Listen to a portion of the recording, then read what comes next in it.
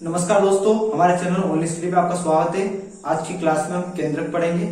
पिछली क्लास में हमने कोशिका की संरचना स्टार्ट की थी, जिसमें हमने कोशिका के वह घटक जो कोशिका का निर्माण करते हैं उनके बारे में अध्ययन किया था, जिसमें अभी हम एक घटक जो हमारा बचा था जिसे हम केंद्रक कहते हैं, ठीक है, उसके बारे में अध्ययन करेंगे। ठीक, यह कोशिका सबसे पहले हम देखेंगे केंद्रक के बारे में। केंद्रक कोशिका के मध्य में गोलाकार संरचना होती है जिसे हम केंद्रक कहते हैं। ठीक है, इस केंद्रक के अंदर जो द्रव्य भरा होता है जिसे हम न्यूक्लियोप्लाज्म कहते हैं। ठीक है, मैंने आपको पिछली क्लास में बताया था कोशिका भित्ति या सेल वॉल से केंद्रक के बीच का जो द्रव्य है उसे हम साइटोप्लाज्म बोलेंगे। ठीक है दोस्तों, और केंद्रक के अंदर का जो द्रव्य है उसे हम न्यूक्लियोप्लाज्म बोलेंगे। ठीक, और इस पूरे को हम प्रोटोप्लाज्म बोलते हैं। ठीक है, तो हमने साइटोप्लाज्म के बारे में अध्ययन कर लिया है। साइटोप्लाज्म में जो भी कोशिका निर्माण में सहायक होते हैं या भाग लेते हैं उनके बारे में या उनकी संरचना हमने देख ली है। जैसे हमने लाइसोसोम के बारे में पढ़ लिया है, माइटोकॉन्ड्रिया ये भी साइटोप्लाज्म में उपस्थित होता है। उसके बाद राइबोसोम के बारे में हमने देख लिया है। ठीक है, उसके बाद गाल्गी उपकरण हमने पढ़ लिया है। ठीक है, उसके बाद कोशिका की जो बाहरी परत जो पादप में उपस्थित होती है सेल वॉल, उसके बारे में भी हमने पढ़ लिया है। ठीक है दोस्तों, उसके बाद हमने कोशिका द्रव्य के बारे में, कोशिका झिल्ली के बारे में, जो जंतु कोशिका या पादप दोनों में पाई जाती है। कोशिका झिल्ली जो जंतु की बाहरी आवरण होता है और पादप का आंतरिक आवरण होता है, क्योंकि पादप में सेल वॉल यानी कोशिका भित्ति पादप का बाहरी आवरण होता है। तो हमने कोशिका झिल्ली या सेल मेम्ब्रेन के बारे में भी पढ़ लिया है। यह सभी कोशिका द्रव्य यानी साइटोप्लाज्म में पड़े रहते हैं। ठीक है, अब हम केंद्रक के बारे में अध्ययन करेंगे। यानी केंद्रक के अंदर जो द्रव्य होता है जिसे हम न्यूक्लियोप्लाज्म कहते हैं, उसमें उसकी जो रचना होती है, द्रव्य में जो भी रचना होती है, ठीक है, उनके बारे में आज की क्लास में अध्ययन करेंगे। ठीक है दोस्तों, तो हम स्टार्ट करेंगे। स्टार्ट करने से सबसे पहले हम देखेंगे केंद्रक के बारे में जानकारी देखेंगे। ठीक है दोस्तों, तो केंद्रक के बारे में हम देखेंगे।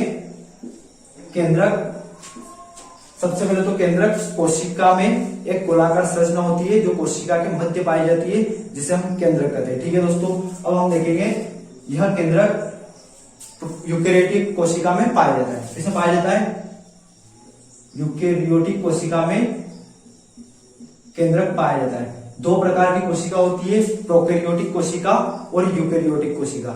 यूकेरियोटिक कोशिका में केंद्रक पूर्ण विकसित होता है और प्रोकैरियोटिक कोशिका में केंद्रक पूर्ण विकसित नहीं होता है, मतलब केंद्रक का अभाव होता है, इसलिए केंद्रक यूकेरियोटिक कोशिका में पाया जाता है। ठीक है दोस्तों, अब हम इसका दूसरा पॉइंट देखेंगे केंद्रक की खोज के बारे में। तो हम देखेंगे केंद्रक की खोज की थी रॉबर्ट ब्राउन ने।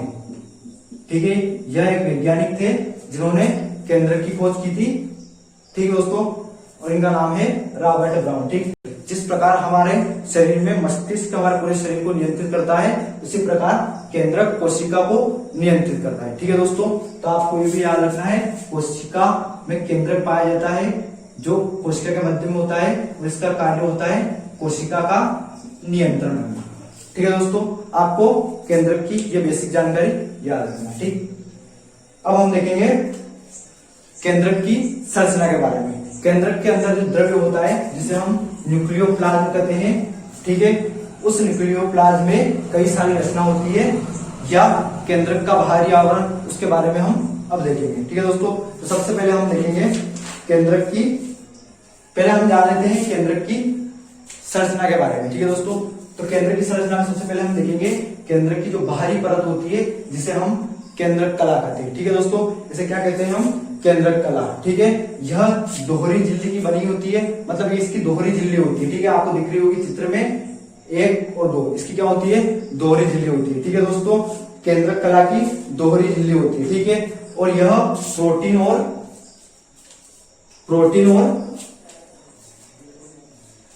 प्रोटीन और वसा की बनी होती है, मतलब केंद्रक कला की दोहरी झिल्ली होती है। ठीक है दोस्तों, यहां लिख देते हैं केंद्रक कला,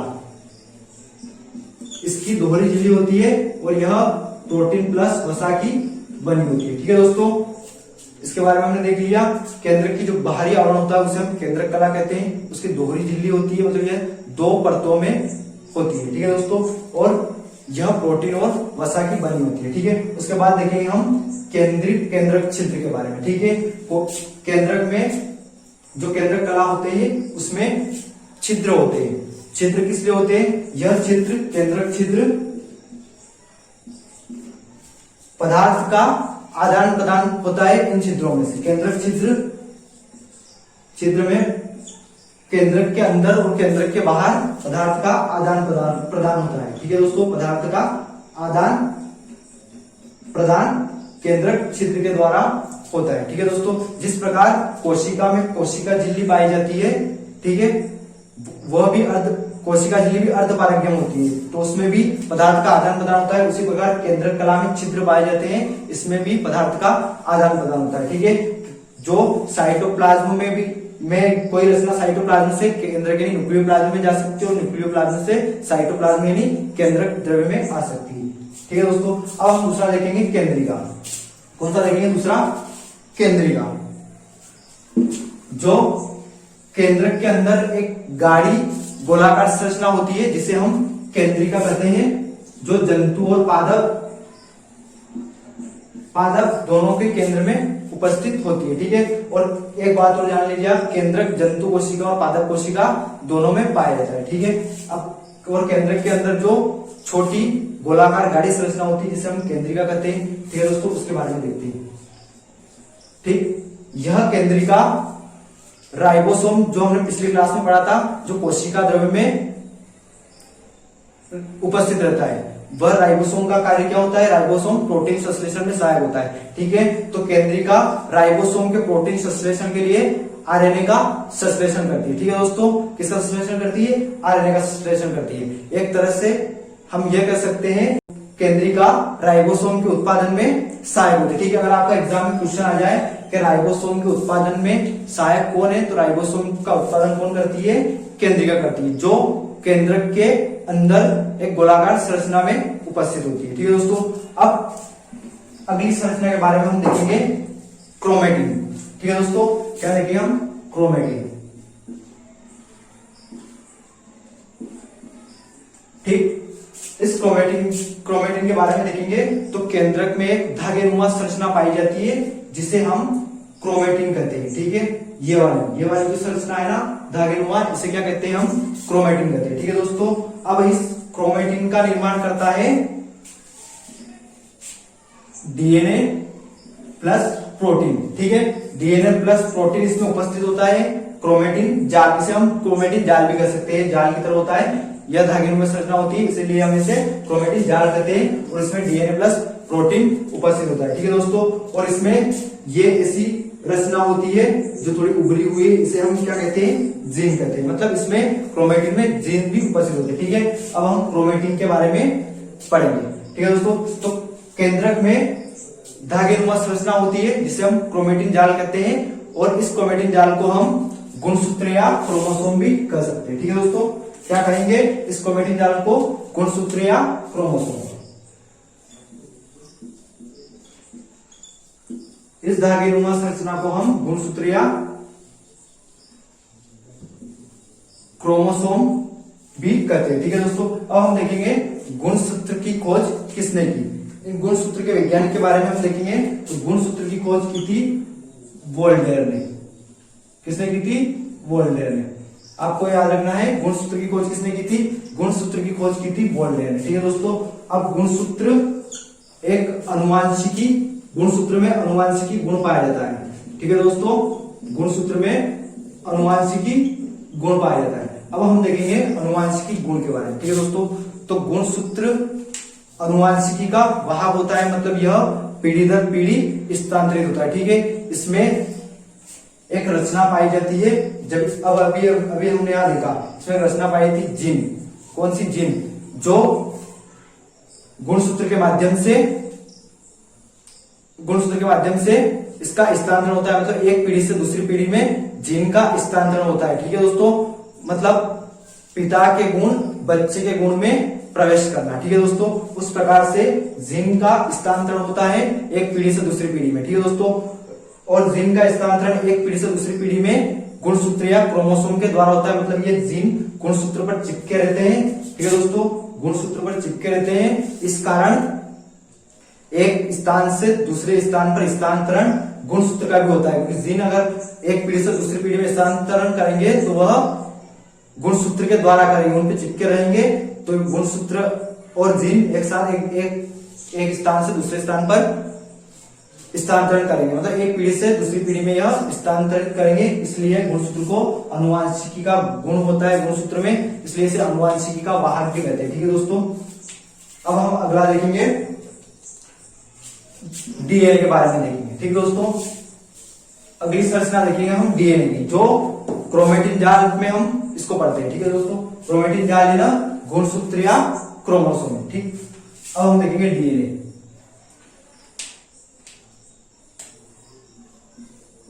डीएनए में सबसे पहले हम डीएनए का फुल फॉर्म देखेंगे कि डीएनए को हम क्या कहते हैं। तो डीएनए को हम डीऑक्सी राइबोस न्यूक्लिक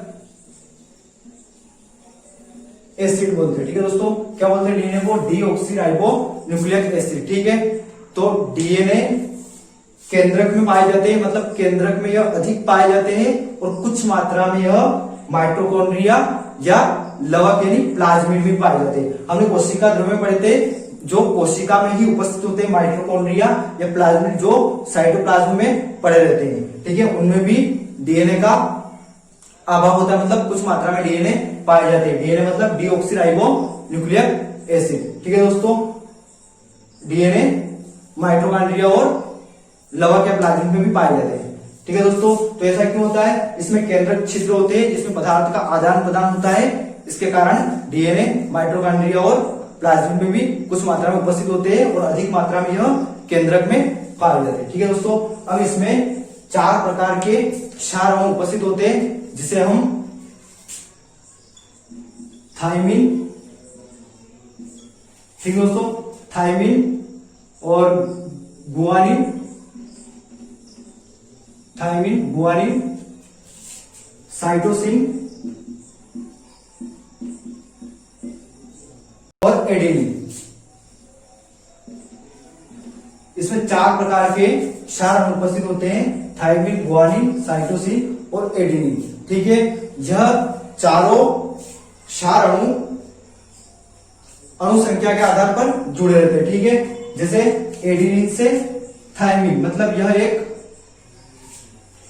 जोड़ा होता है थायमिन और एडेनिन का, और दूसरा होता है गुआनिन और साइटोसिन का। ठीक है दोस्तों, अब इनके बीच में जो बंध होता है, ठीक है दोस्तों, तो इनके बीच में जो बंध होता है जो अणुओं के आधार पर होता है, तो थायमिन और एडेनिन का जो बंध होता है, इसमें हाइड्रोजन के 2 अणु उपस्थित होते हैं। ठीक है दोस्तों, और साइटोसिन और गुआनिन का जो बंध होता है, इसमें हाइड्रोजन के 3 अणु उपस्थित होते हैं। ठीक है दोस्तों, ये सभी काय में उपस्थित होते हैं। डीऑक्सीराइबोन्यूक्लिक अम्ल या डीएनए में यह क्षार अणु 4 प्रकार के क्षार अणु उपस्थित होते हैं, और यह जोड़ों के रूप में 1, 2 जोड़ों के रूप में उपस्थित होते हैं। ठीक है दोस्तों, अब हम डीएनए के बारे में, इसकी संरचना के बारे में देखेंगे।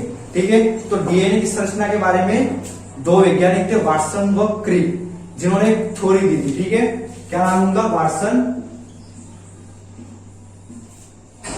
वाटसन और क्रिक।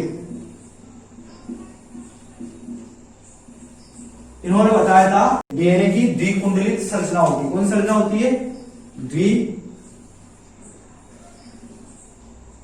डीएनए की द्विकुंडलित संरचना होती है। ठीक है दोस्तों, ये यहाँ पे डीएनए का चित्र बना हुआ है, डीएनए की द्विकुंडलित संरचना होती है। ठीक है, और इन्होंने बताया था डीएनए की संरचना के बारे में, जो हम चित्र के माध्यम से डिस्कस करेंगे। ठीक है दोस्तों, तो इन्होंने कहा था कि डीएनए की 2 स्ट्रैंड जिनकी दूरी 20 एंगस्ट्रॉम होती है। ठीक है, एक स्ट्रैंड ये वाली यहां से यहां तक, और एक ये वाली, इसकी दूरी कितनी होती है? 20 एंगस्ट्रॉम होती है। ठीक है दोस्तों, और इन्होंने दूसरी संरचना के बारे में बताया था कि इसके एक कुंडल में 10 न्यूक्लियोटाइड होते हैं। मतलब ये वाला एक कुंडल है, 1, 2, 3 ऐसे कुंडल रहते हैं। इसमें कितने न्यूक्लियोटाइड होते हैं? 10 न्यूक्लियोटाइड होते हैं। ठीक है दोस्तों, और तीसरी संरचना के बारे में इन्होंने बताया जो इंपॉर्टेंट है, कि इसका जो कुंडल होता है, एक कुंडल, उसकी मोटाई होती है 34 एंगस्ट्रॉम। ठीक है दोस्तों, कितनी होती है? 34 एंगस्ट्रॉम। ठीक, इस संरचना के लिए जेडी वाटसन और क्रिक को नोबेल पुरस्कार मिला था। क्या मिला था? नोबेल पुरस्कार प्राप्त हुआ था वाटसन और क्रिक को डीएनए की द्विकुंडली संरचना के अध्ययन के लिए इनको नोबेल पुरस्कार दिया गया था। ठीक है दोस्तों, आपको डीएनए के बारे में ये जानकारी रखना। ठीक, और अगली संरचना पढ़ेंगे हम अब केंद्रक की आरएनए के बारे में देखेंगे। ठीक है दोस्तों, अब देखेंगे हम आरएनए के बारे में। आरएनए का सबसे पहले हम आरएनए का फुल फॉर्म डिस्कस करेंगे। इसको हम राइबो न्यूक्लियस एसिड कहते हैं। जिस प्रकार डीएनए को डीऑक्सीराइबो न्यूक्लिक एसिड कहते हैं, उस प्रकार हम आरएनए को राइबो आरएनए जिसके नाम से हम इसका पता लगाते हैं, राइबो न्यूक्लियस एसिड। ठीक है दोस्तों, अब हम इसकी थ्योरी के बारे में देखेंगे। तो हम देखेंगे डीएनए से ही आरएनए का संश्लेषण होता है, मतलब डीएनए से ही आरएनए बनता है, डीएनए से ही आरएनए का संश्लेषण होता है। ठीक है, डीएनए से ही आरएनए का संश्लेषण होता है। ठीक है दोस्तों, अब हम इसका दूसरा पॉइंट देखेंगे कि आरएनए में नाइट्रोजन बेस थायमिन के स्थान पर यूरेसिल पाया जाता है। जब हमने डीएनए के 4 क्षार अणु थायमिन, एडेनिन, गुआनिन, साइटोसिन के बारे में अध्ययन किया था, उसमें ठीक है दोस्तों, थायमिन के स्थान पर आरएनए में यूरेसिल पाया जाता है। ठीक है, अब हम देखेंगे आरएनए के प्रकार। तो आरएनए 3 प्रकार का होता है। आरएनए 3 प्रकार का होता है, आरआरएनए, टीआरएनए और एमआरएनए। पहले हम आरआरएनए के बारे में देखेंगे। आरआरएनए राइबोसोम के प्रोटीन संश्लेषण में सहायक होता है। ठीक है दोस्तों, राइबोसोम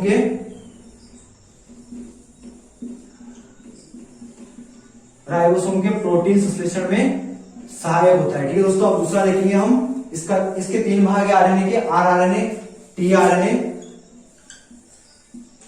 ठीक है, और एमआरएनए। तो हमने आरआरएनए के बारे में देखा। आरआरएनए राइबोसोम के प्रोटीन संश्लेषण में सहायक होता है। ठीक है दोस्तों, अब हम दूसरा देखेंगे टीआरएनए। यह प्रोटीन संश्लेषण में विभिन्न प्रकार के अमीनो अम्लों को राइबोसोम पर लाता है। ठीक है, यह प्रोटीन संश्लेषण में राइबोसोम प्रोटीन का संश्लेषण करता है, तो यह विभिन्न प्रकार के अमीनो अम्ल को राइबोसोम तक पहुंचाता है। ठीक है, इसका काम क्या होता है? राइबोसोम के प्रोटीन संश्लेषण में विभिन्न प्रकार के अमीनो अम्लों को पहुंचाना, और आरआरएनए राइबोसोम के प्रोटीन संश्लेषण में सहायक होता है। ठीक है, अब हम तीसरा पढ़ेंगे एमआरएनए। अब इसका कार्य देखेंगे हम। इसका कार्य यह है कि यह प्रोटीन संश्लेषण के लिए आवश्यक सूचनाओं का संग्रहण करता है। ठीक है, राइबोसोम प्रोटीन का संश्लेषण करता है, यह उसमें आवश्यक सूचनाओं का संग्रहण करता है। ठीक है दोस्तों, आरआरएनए 3 प्रकार से होता है। आरआरएनए, ठीक है, आरआरएनए, टीआरएनए और एमआरएनए। तो आरआरएनए का काम होता है राइबोसोम के प्रोटीन संश्लेषण में यह सहायक होता है, और टीआरएनए का होता है अमीनो अम्ल को पहुंचाना। राइबोसोम के प्रोटीन, जब राइबोसोम प्रोटीन का संश्लेषण करता है तो यह राइबोसोम तक अमीनो अम्ल को पहुंचाता है। और तीसरा होता है एमआरएनए, यह आवश्यक सूचनाओं का संग्रहण करता है। राइबोसोम के प्रोटीन संश्लेषण में यह आवश्यक सूचनाओं का संग्रहण करता है। ठीक है दोस्तों, अब हम देखेंगे, मैंने आपको बताया था कि हम आगे देखेंगे प्रोकैरियोटिक या यूकेरियोटिक कोशिका, दोनों के बारे में हम देखेंगे। ठीक है दोस्तों, तो हम देखेंगे यूकेरियोटिक कोशिका में केंद्रक पाया जाता है, मतलब पूर्ण विकसित होता है। ठीक है दोस्तों, और प्रोकैरियोटिक कोशिका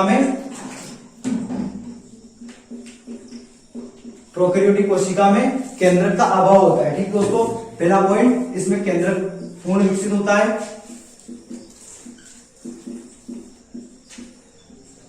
इसमें केंद्रक का अभाव होता है।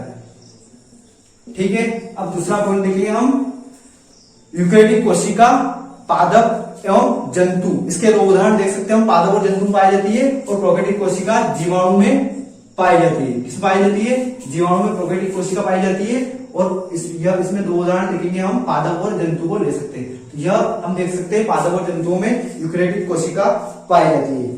ठीक है दोस्तों, यह यूकेरियोटिक कोशिका विकसित कोशिका होती है। कौन सी कोशिका होती है? यह विकसित होती है। और यह अविकसित कोशिका होती है, मतलब ये प्राथमिक कोशिका होती है। कौन सी होती है? प्राथमिक कोशिका। ठीक है दोस्तों, तो हम इसको समझ लेते हैं कि केंद्रक यूकेरियोटिक कोशिका पाया जाता है, क्योंकि केंद्रक का यूकेरियोटिक कोशिका में पूर्ण विकसित होता है, पूर्ण आभाव होता है। ठीक है, और यह पूर्ण विकसित कोशिका है। जो यूकेरियोटिक कोशिका है पूर्ण विकसित कोशिका है, और प्रोकैरियोटिक कोशिका प्राथमिक कोशिका में तो ये विकसित नहीं है और इसमें केंद्रक का अभाव है, और यह जीवाणु या छोटे छोटे जीवों में यह कोशिका पाई जाती है। ठीक है दोस्तों, आज की क्लास यही समाप्त करते हैं। आपको वीडियो अच्छा लगा हो तो लाइक करें, शेयर करें और सब्सक्राइब करें।